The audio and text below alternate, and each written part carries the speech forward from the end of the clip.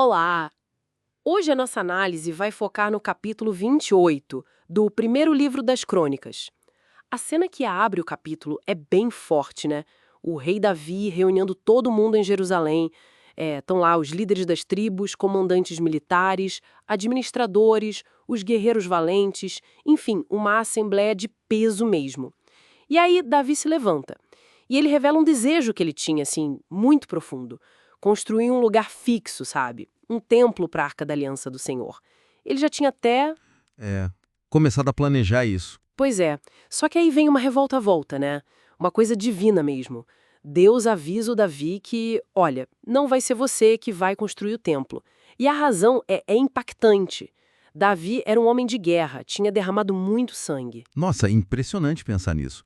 A intenção dele era nobre, mas o plano divino era outro. Exatamente. Mas, apesar disso, Deus não volta atrás na aliança com a linhagem de Davi, né? Não, de forma alguma. Pelo contrário, Deus confirma a escolha, primeiro da tribo de Judá, depois da família do próprio Davi, e aí o Davi como rei. E o mais interessante, de todos os filhos que Davi teve, a escolha divina para construir o templo e para assumir o trono cai sobre Salomão. Uma escolha bem específica. Uhum. E junto com essa escolha vem uma promessa, mas também uma condição, né? Bem séria. O reino de Salomão seria estabelecido para sempre, se e somente se ele continuasse firme, obedecendo aos mandamentos de Deus, como aparentemente ele já vinha fazendo.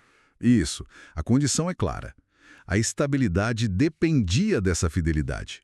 E aí, com isso tudo posto na mesa, o Davi se vira primeiro para todo o povo de Israel reunido. Ele faz um apelo assim em geral, para seguirem cuidadosamente os mandamentos, para poderem manter a posse da terra boa que Deus deu para eles. E depois ele fala direto com Salomão, um conselho bem pessoal, né? É forte o que ele diz: reconheça o Deus de seu pai. E não só reconhecer, mas servir a Deus de todo o coração, com a mente disposta. Sim, e ele explica o porquê. O Senhor sonda os corações. Ele conhece todas as intenções. Então o alerta é muito claro. Se você buscar a Deus, você vai encontrar. Mas se você abandonar, aí a consequência é a rejeição. Para sempre. Uau! Que peso, né? Que responsabilidade enorme para o Salomão já começar assim. Exato. E Davi reforça isso. Ele diz, olha, considere que foi o Senhor quem te escolheu para construir o santuário, o templo. Então, seja forte e mãos à obra, tipo, sem hesitar. E não fica só na palavra de incentivo, né? Davi vai lá e entrega para o Salomão os planos. E são planos detalhados. Para tudo, pórtico, edifícios, os depósitos, as salas lá de cima, as salas internas, o lugar do propiciatório. O Santo dos Santos. Isso. E o texto ainda diz que tudo isso veio por inspiração do Espírito. A precisão é algo que chama atenção. Os planos incluíam os pátios, as salas ao redor, como organizar os tesouros do templo, a divisão das tarefas dos sacerdotes e levitas e até, como você falou, o peso certinho do ouro e da prata para cada objeto. Candelabros, mesas, garfos, bacias, tudo listado. Até o altar de incenso e o projeto do carro, que eram os querubins de ouro que ficavam sobre a Arca da Aliança. É quase uma planta baixa divina. É verdade. E Davi faz questão de dizer, né, que recebeu tudo isso por escrito, da mão do Senhor, que Deus deu a ele o entendimento de cada detalhe. Isso reforça muito a origem divina do projeto, né? Tira um pouco a ideia de que foi Davi ou Salomão que inventou tudo. Exatamente. E isso muda a dinâmica, né? Por um lado, talvez tire a pressão de ter que criar algo do zero. Mas, por outro, aumenta e muito a responsabilidade de executar tudo conforme foi recebido. Não tem espaço para improviso aí. Faz sentido. E o discurso final do Davi para o Salomão é puro encorajamento mesmo. Seja forte e corajoso e realiza a obra. Não tenha medo nem desanime.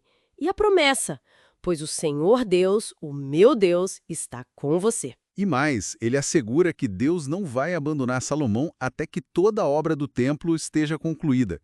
É um apoio incondicional prometido ali. E não é só apoio divino, né? A estrutura humana toda já estava pronta. As divisões dos sacerdotes, dos levitas, os trabalhadores mais habilidosos, gente se oferecendo para ajudar, os oficiais, o povo todo. Tudo à disposição de Salomão. Sim, Foi uma transição de poder e de projeto muito bem orquestrada, né? Tudo preparado. Então, o que fica muito claro para a gente nesse capítulo são alguns temas centrais, eu acho. Primeiro, essa transição de liderança de pai para filho, de uma geração para outra. Depois, a soberania de Deus. Ele escolhe quem ele quer para a tarefa que ele determina, passando por cima até do desejo inicial do grande rei Davi. Verdade. E a importância da obediência, né? Fica muito claro que é a condição para a promessa continuar valendo. Sem dúvida. E, por fim, essa preparação toda, super meticulosa para uma tarefa sagrada. O contraste entre a ambição inicial do Davi e o plano detalhado que o Salomão recebe é bem marcante. Fica mesmo uma reflexão, né?